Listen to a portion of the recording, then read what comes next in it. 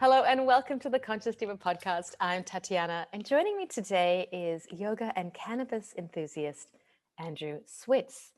And before we get into the interview, I am just going to read a disclaimer. The views and opinions expressed in this interview are purely those of mine and my guest Andrew Switz. We are sharing our own personal experiences and views. Thank you. Andrew is the co-founder and research development coordinator for RoPana Wellness, and he holds a degree in horticulture sciences from the University of Connecticut and has worked in academic research consulting medical cannabis patients. His passion is helping others through teaching and sharing knowledge about how yoga and cannabis can play a central role in our daily lives. Welcome, Drew. Thank you so much for having me. I'm excited to talk to you today. Yeah, this is an exciting topic and one that's been getting, I think, a lot more attention, and that is the introduction of cannabis use in yoga studios. This sort of the rise of cannabis and spirituality, I guess. In the West, it's interesting because it's been something. Cannabis use has a history with yoga, with Shiva, who we can say is considered in some circles the Lord of cannabis, right? Absolutely. Yeah, he's like the oldest advocate and enthusiast for sure. And there are legends that say Lord Shiva gifted the cannabis plant to humanity. I don't know if you know that, but Yes, yeah. In the Vedas, it was mentioned. I know in the Vedas, it was also said that it was here to remove and help with human suffering. Yes. Which definitely, if you think about how it's, even how it became more legal and used as a medical kind of thing rather than a spiritual, it makes sense that even just medicinally, it's really helping people with their suffering. Yeah, it's so interesting because I know that it's mentioned in the Vedas, both cannabis and yoga in conjunction, but the relationship of the two together as like a really significant, powerful tool for healing, like you just said. And then I think even in the Yoga Sutras, there's some mention of marijuana.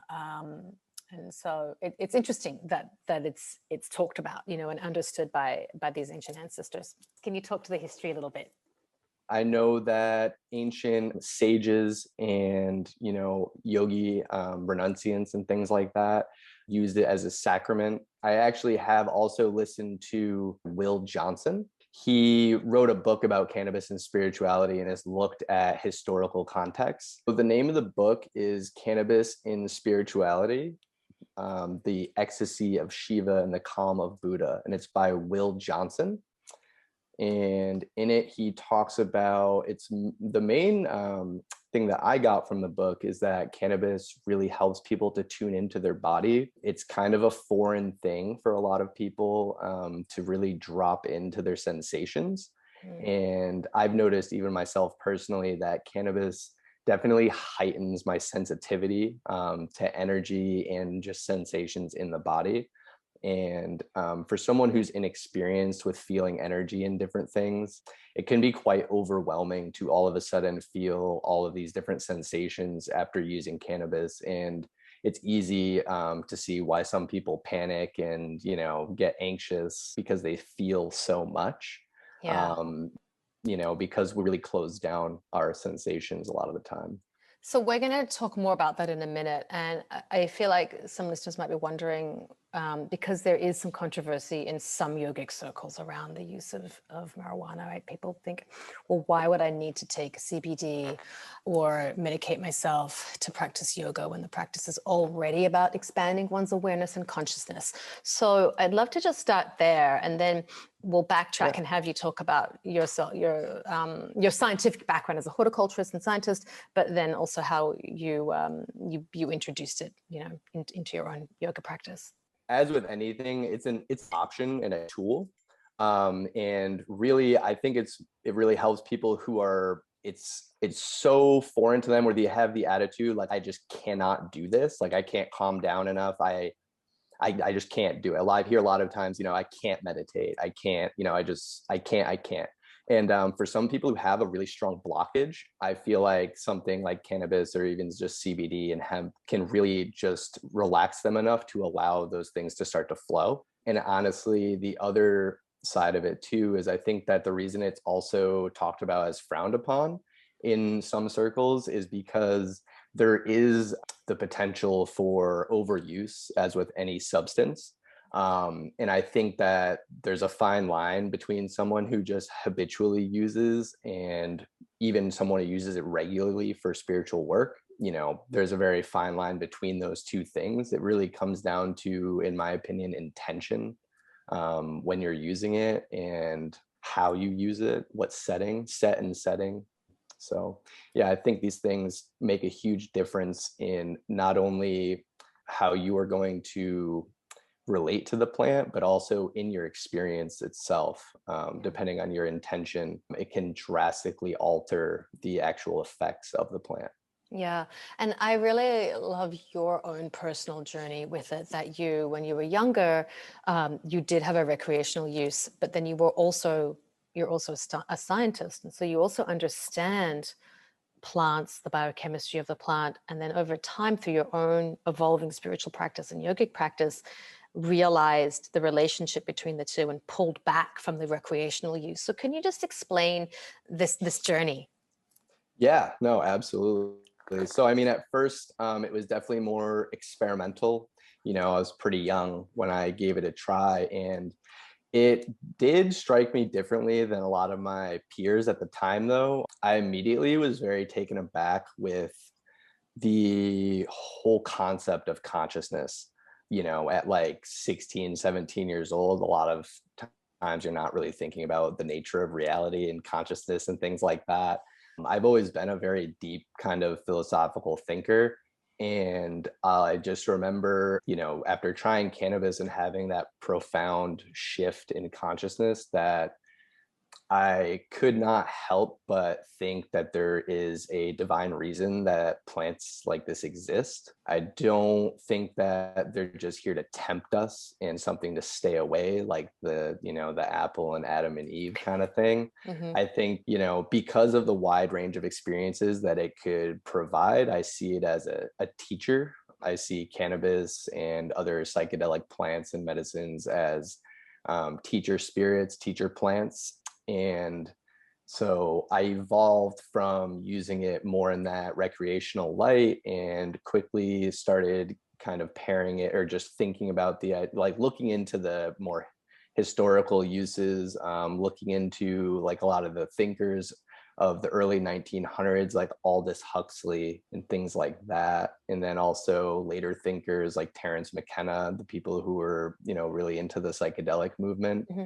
And just how the way they spoke about consciousness and how it just isn't this very stagnant, static thing, that it's completely dynamic and changing all the time. And it really started to resonate and make a lot more sense as I started getting deeper into the yogic philosophies, because the whole idea is changing your perception and consciousness with mantras or through movement, meditation. You know, Ram Dass you know, he's a classic example Mm-hmm. of someone who started out in the psychedelic space and ended completely not using any substances, and, you know, only shifting his consciousness through meditation, yoga, Yeah. in different ways like that. So I think there's a very strong connection. And I guess that was a long-winded explanation, but, you know, the main message is that there's a negative connotation, because there is the idea, there is people that misuse it and overuse. But I think that, you know, it speaks very strongly to the nature of these plants, how many people started out using different substances like cannabis and psychedelics, and then they stop when they get really deep into their spiritual Yeah. practice, because they realize that it's just two sides of the same token. Yeah, yeah, that's a great way of putting it. I can definitely say within my own personal experience, I've definitely had that as well. You know, where understanding how we can make that leap without we can leap into that space of expanded awareness without having to use an aid of some sort. You know, you kind of just at some point evolve and go deeper. You know, right? Definitely. Yeah. Yeah. No, it's cool. But I also, what I loved when we were talking about the plant, not as a tool for altering our states of awareness, but really the spiritual nature of the plant, because we know every living thing, be it an animal, the birds, the water, and especially in the practices that we do. And just so listeners know, Drew and I both share the same teacher. We have a teacher who is a 27th generation Nepalese shaman in the caste Nepali shamanic traditions. And in this tradition, we do not use any substances, plant-based or other, to alter our states of consciousness. We go there through our practice. And so I love when you were telling me how your relationship with the spirit of the plant has evolved. And so I'd love for you to just talk more about this. Absolutely. So I was very inspired through doing this practice with our teacher, and continuing to deepen. I decided to try to abstain from the cannabis completely, just to see what that would do for my practice. For me, I have such a deep relationship with the plant that it was definitely hard for me to let go. I gave it a lot of credit for my development spiritually over the years, but then I just kept getting the message intuitively that it's okay, you can let this go, it'll always be part of your life, but it doesn't have to define what you do every day, who you are. You don't have to be consuming it to have it be a deep part of your life. And when I started to pull away, I started to actually just completely, it resensitized my system. So with any substance that you use regularly, whether it's coffee or cannabis, you develop a tolerance to that plant and the compounds.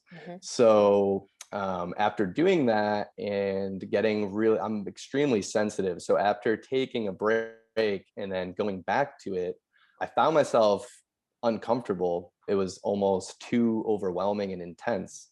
And I think that has to do with the spiritual work, purifying myself through the work that we do and opening up more and more. So just becoming even more sensitive. And so I found myself uncomfortable. And one of the most profound experiences I had, I was very uncomfortable. I was tending to my plants and I started to feel like I got direct communication from the plants as I was taking care of them. And what came through was that the plant is actually unbalanced because of the modern breeding that we've done. Even in the last 50 to 100 years, it hasn't been that long. The plant can be modified quickly without genetic engineering, just by traditional breeding techniques. And you know this because of your background as a horticulturist. Exactly. Yeah. It's such a fast growing plant. It can go through multiple generations in 1 year. So you can do some amazing breeding work with cannabis very quickly. And classically, it's been bred to just have higher and higher THC content. And for those who don't know, the THC is the psychoactive component of cannabis and hemp that is intoxicating. And CBD is non-intoxicating. It actually has anti-anxiety effects and also anti-inflammatory, a lot of different things that are helpful. Helps with sleep. So these compounds used to be more balanced in the plant historically. So CBD and THC and the other cannabinoids used to be more in harmony and balance. And now, so for instance, like a 1-to-1 ratio, like 10% CBD, 10% THC. Now we have plants that are 20, 30% THC, even, with almost undetectable amounts of CBD or any other cannabinoids. So we've really focused on just one of these components because of the market and the recreational use of it. And the message that came through from the plants is that I was experiencing this discomfort kind of to help me empathize with people that are, have this experience with the plant, and also to understand that the plant is unbalanced. It's more like a psychedelic, with high amounts of THC and none of the other cannabinoids. That's why you hear a lot of people talking about, I don't like it anymore. It's not calming like it used to be. And that really speaks to the nature of the high THC. And some people do need that medicinally. I mean, it definitely has its place, but I would say it's much more like a psychedelic experience if you're have no tolerance or anything like that.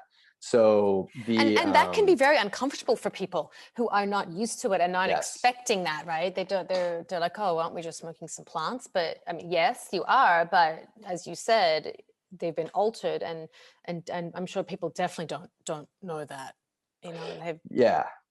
And and I think people really, first of because all, there's a you see big it. difference in the experience. I mean, a massive difference in feeling like more like you're one with nature, I guess, is a very simple way to describe it. If you're sitting with friends and you went for a hike and you're sitting, you know, you kind of Yeah, have this experience of this oneness experience, versus you're in a living room with a group of people and maybe you've smoked it out of a bong and it's really seriously altered and you don't know, and then it might be a bit more overwhelming to the point where you might go green and want to vomit, or and then feel really like blackout almost.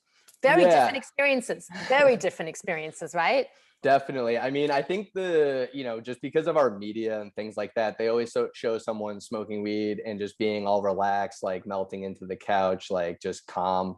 And I think that, yeah, if you have that idea of cannabis and all of a sudden you're kind of, Freaking it's out. all these sensations, Yeah. you're like, you feel like you're spinning or Hmm. whatever, you're gonna be taken aback pretty quick and be like, the first thing that comes to a lot of people's mind, I'm sure, is like, is this laced? Yeah, right, for And sure. For you sure. know, But also this description of getting high, like I always found that to be not the right word, not the description. You're not, because you're not getting high. You're actually, if you're using it correctly, you're you're really making a connection to something, a deeper part of yourself. And that is the experience, as we said earlier, in meditation. And we're not definitely not getting high when we meditate, you know, when we do a spiritual practice, right? It's different.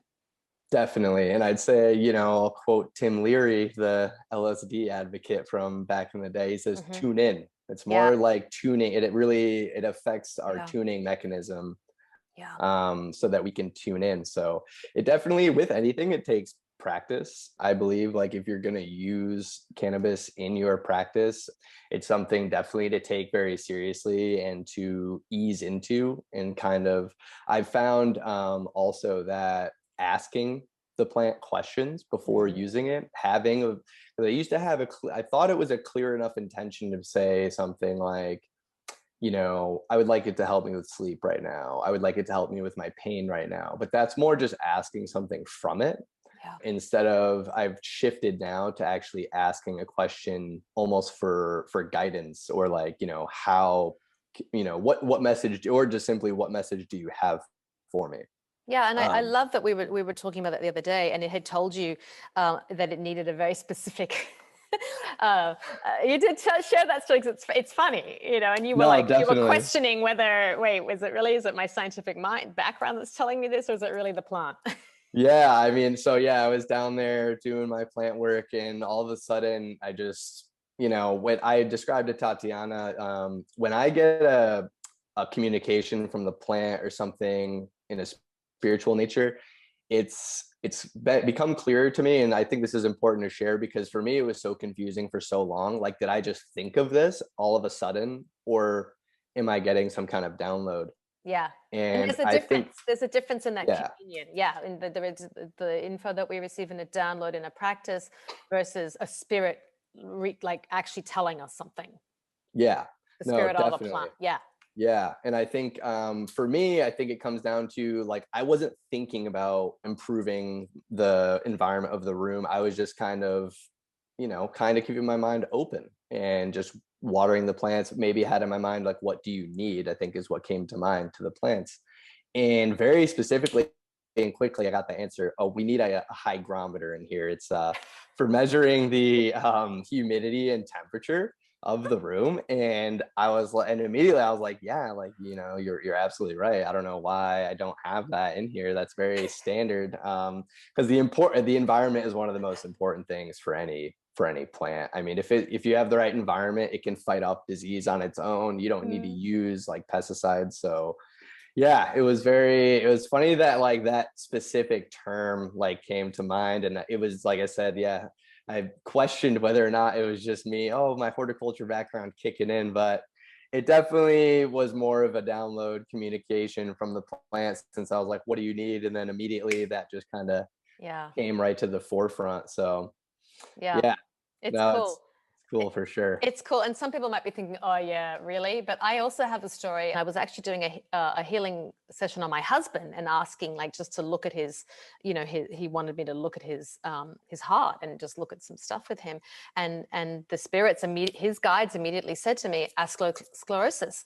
I said it aloud and I was like, I'm saying this wrong, but it's sclerosis, and then they literally were like, it's plaque buildup in the arteries, and there wasn't significant, but they were like, it's the beginning stages, he needs to be eating lots of blueberry. And then they gave him a whole dietary breakdown of what he needed to be doing to alter in his body to support that.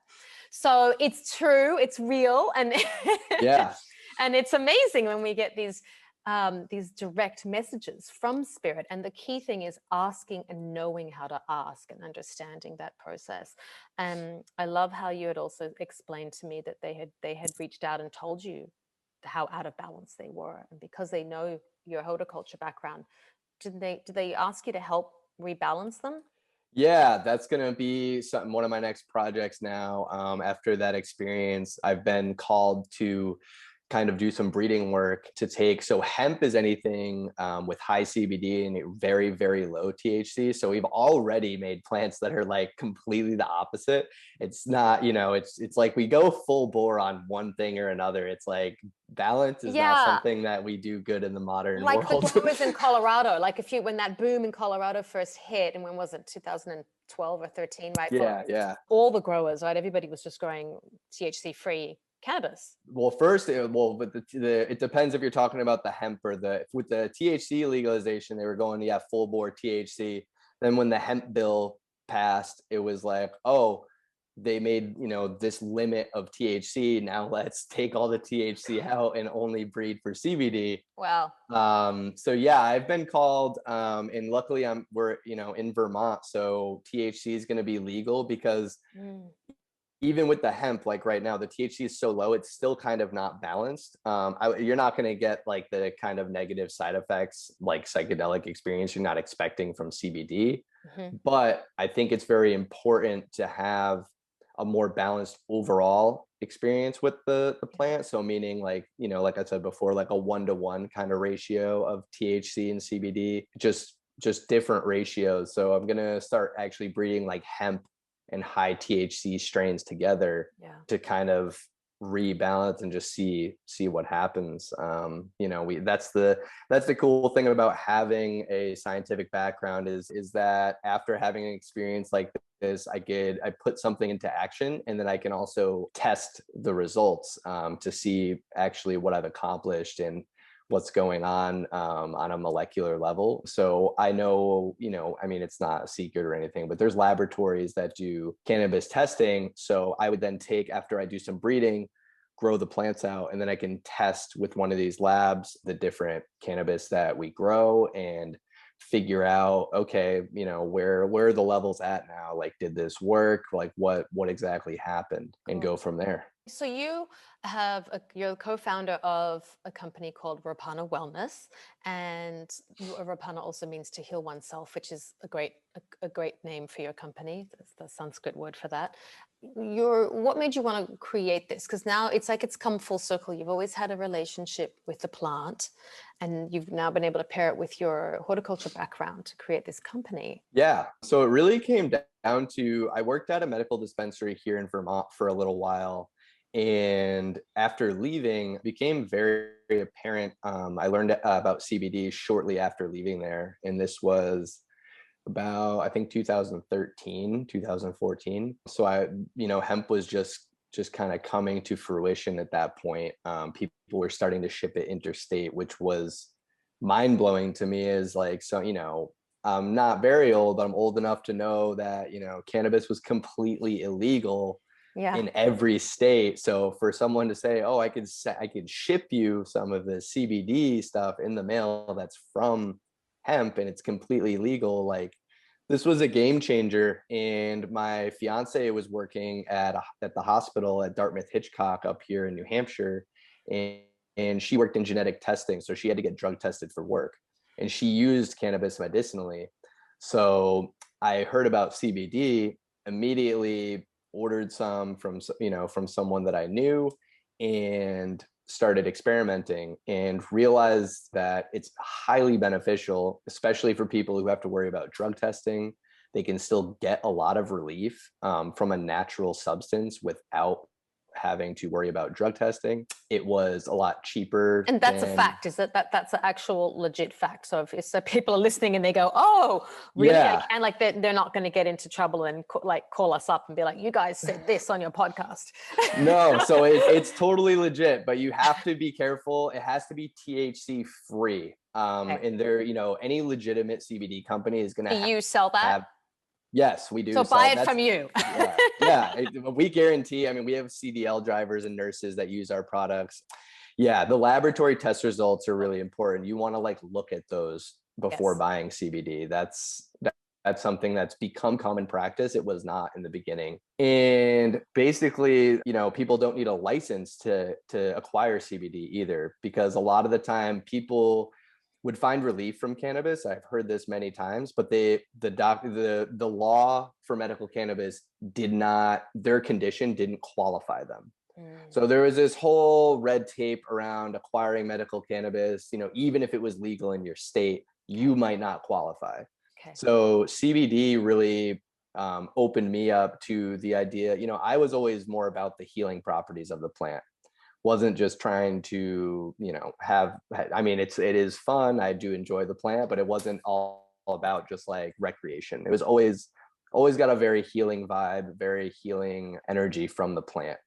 And yeah, without having to have a license, with it not being taxed like medical cannabis, all of these different things, that's what made me want to get into it. Was I just felt I could help so many more people, and all over the country, potentially the world, instead of being in this little box of regulation and red tape with medical cannabis.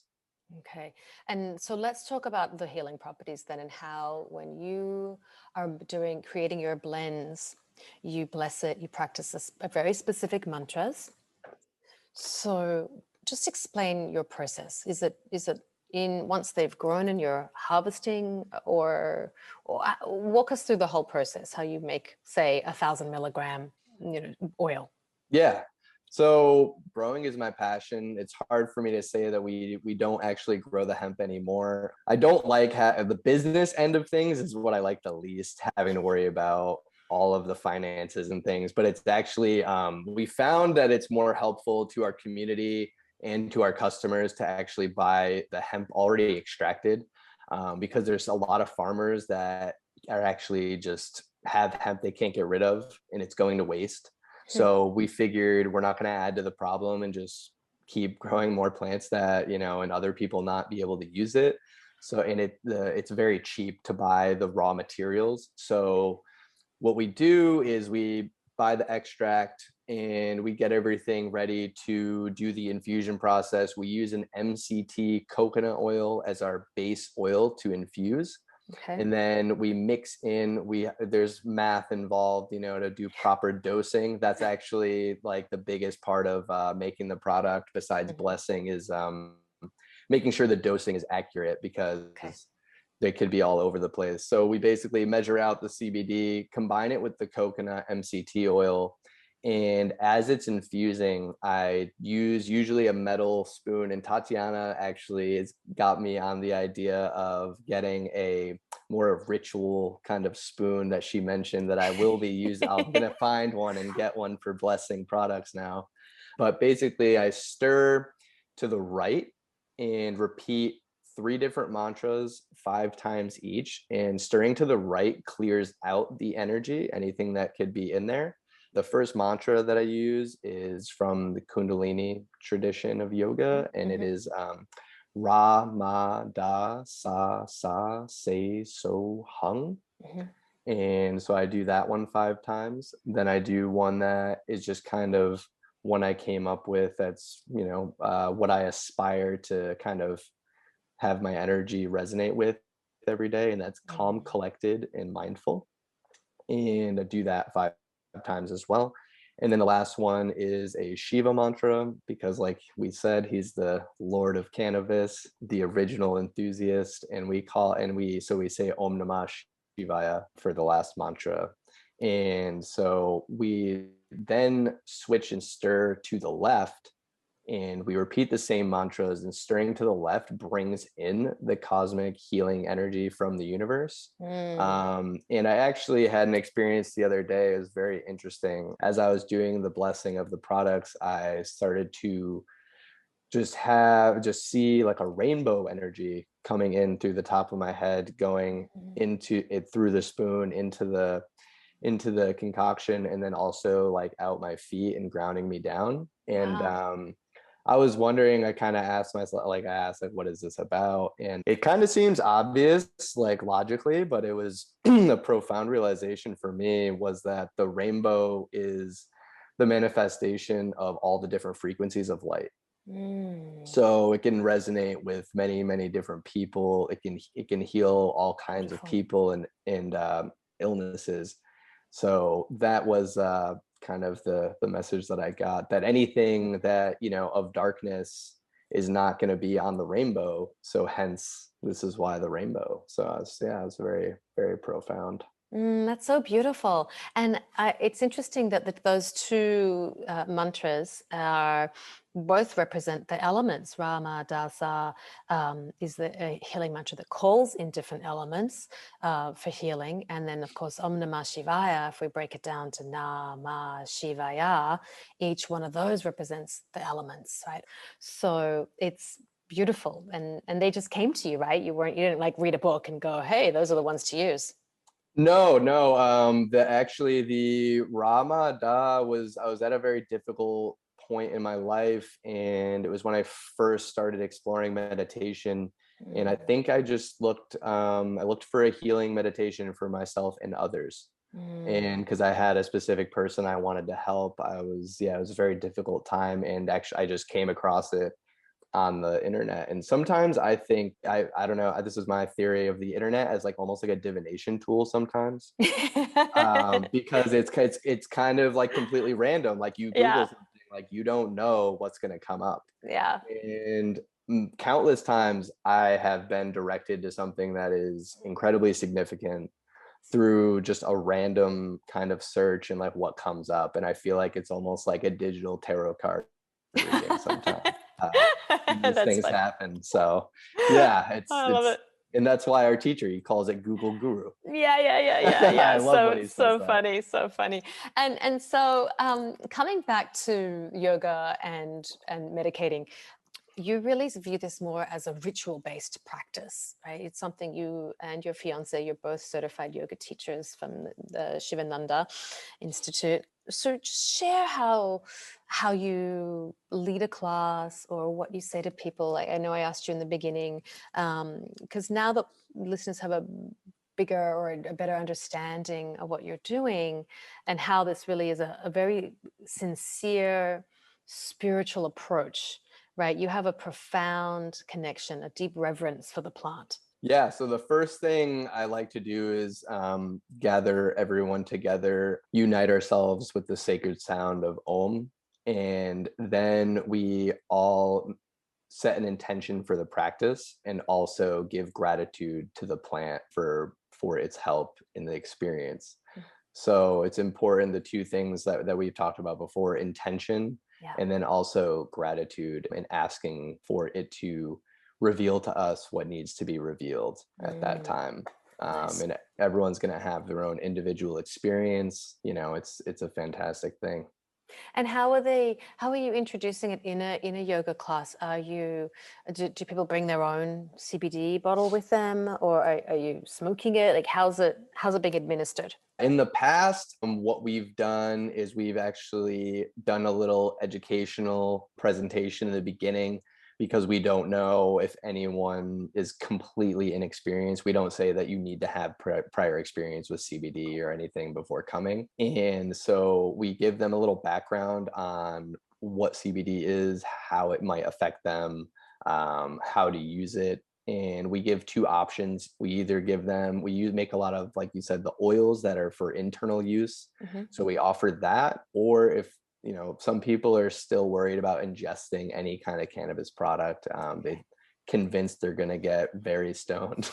And so we also offer like a salve, like a topical kind of cream. And that's if people are, there more to relieve physical limitations, muscle tension, joint pain, things like that, that will just help them more physically be able to do their practice. We haven't done a class with THC, anything with THC yet. It's all been CBD up to this point. It's something that I do want to pursue since Vermont is legal. I do want to pursue that hopefully even this year by the fall. I've already come up with a name for kind of a THC branch of our company. That's also another Sanskrit word, moksha. Yep. So I'm sure it means liberation. And I think it's appropriate because the plant has been liberated after all these years from so much oppression that now we can kind of get back to its roots and use it the way it was meant to be used. Okay, that's great. That's beautiful. And yeah, it's funny, because you sent me some product and then I bought some more. And as I had shared with you, I was originally curious to see how, not having taken any form of cannabis products in God, probably over 20 years, I was really curious to see, because I did also think, oh, am I going to get stoned? And I didn't want that feeling, I've gone so beyond that. I just didn't want that feeling. And you don't. So it was great. And it really has helped alleviate those migraines that were coming on as a direct result of just the age that I'm at and perimenopause, which sucks, but it happens anyway. So now I don't experience that discomfort, which is amazing.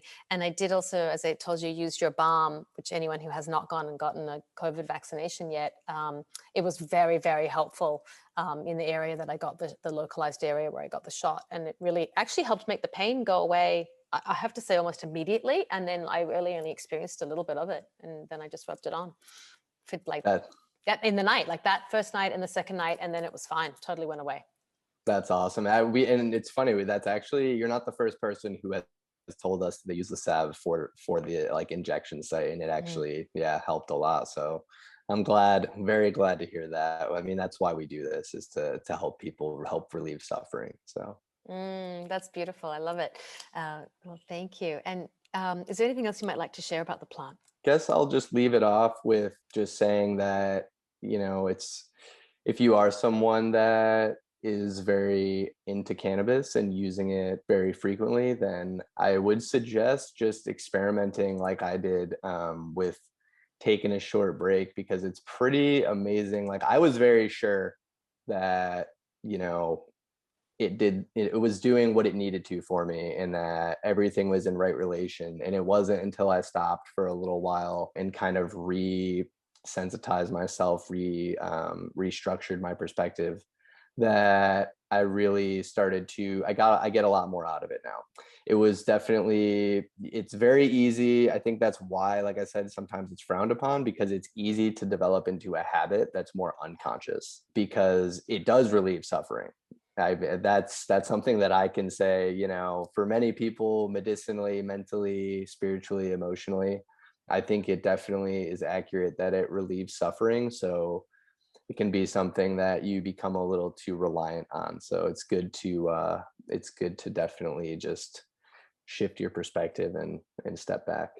Oh, that's great advice. Yeah. Thank you for sharing that. And if you would like to buy any of Drew's amazing products and learn more about what he does, you can go to RoPanaWellness.com, and that is spelled RoPana Wellness, all one word, .com, RoPanaWellness.com. And thank you so much, Drew. It's so awesome. Thank you. Yeah, it was, it's always exciting to be able to talk about two things that, are really deeply rooted in your heart and that you're very passionate about. So I really appreciate, and there's there's more people having these conversations now, but I think it just needs to happen more and more. So this is really exciting to have this conversation. Definitely. Thank you. You're welcome as well, but thank you so much. Thank you.